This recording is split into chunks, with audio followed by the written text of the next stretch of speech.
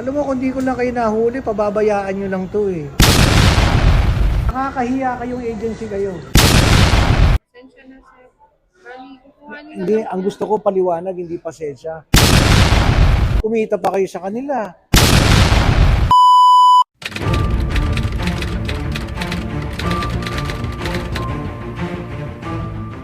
Alam mo, kung di ko lang kayo nahuli, pababayaan nyo lang to eh.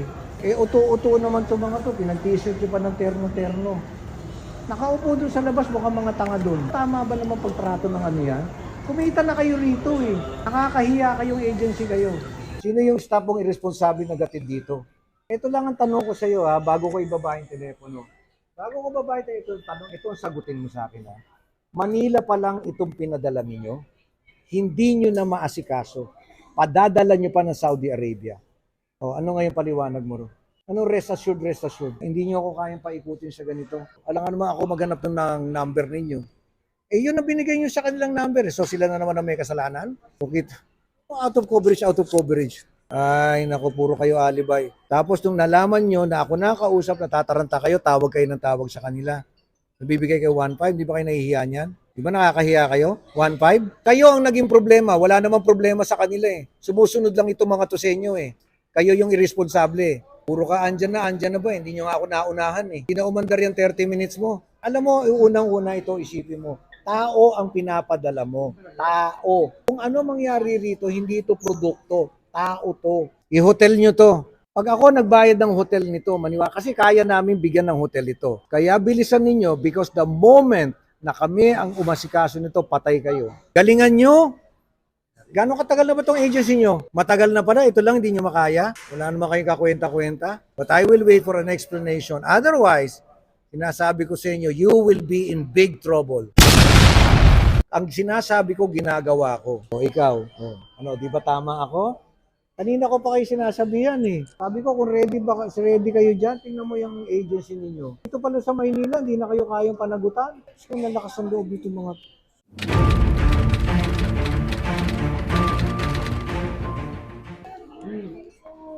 Kami po yung sa Pinoy Overseas, sir. Hindi kayo sa akin hingi, sa akin wala kayong kasalanan.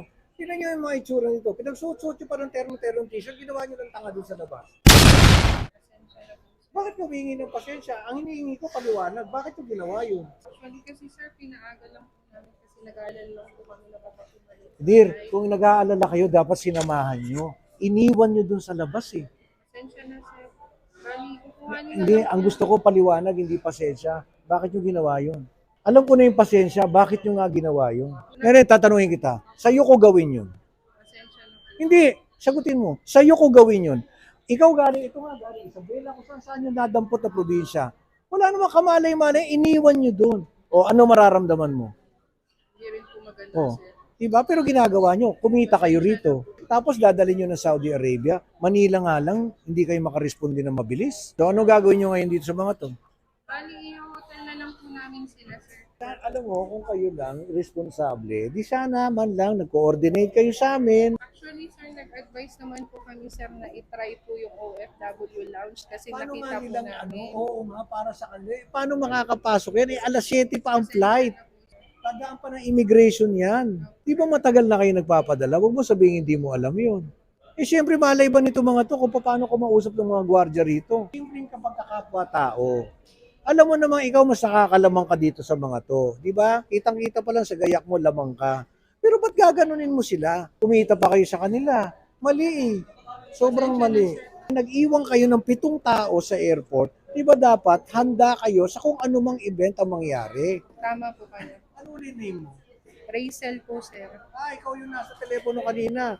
Galing-galing na operations manager. Pasensya na, sir. Ito lang, pitong ano lang, hindi na ma-handle. Kung ito hindi ko nakita, hindi namin nakita to, ano nangyari dyan? Hindi pasensya. Ano ba naman nakipag-coordinate kayo na naihatid natin doon, pinapakain namin doon, kahit maghihila tayo mga yan doon, okay lang. Eh, iniwan nyo sa labas para mga tutang reject. Asan na sasakyan nyo? Mag-grab na lang po kami, sir. Asan yung mga van natin? Pakuha ka ng isa. Mag-grab na lang kami, sir. Nakakahiya, di ba? Sinasagot namin. Sige na, para madurog kayo sa kahiyan.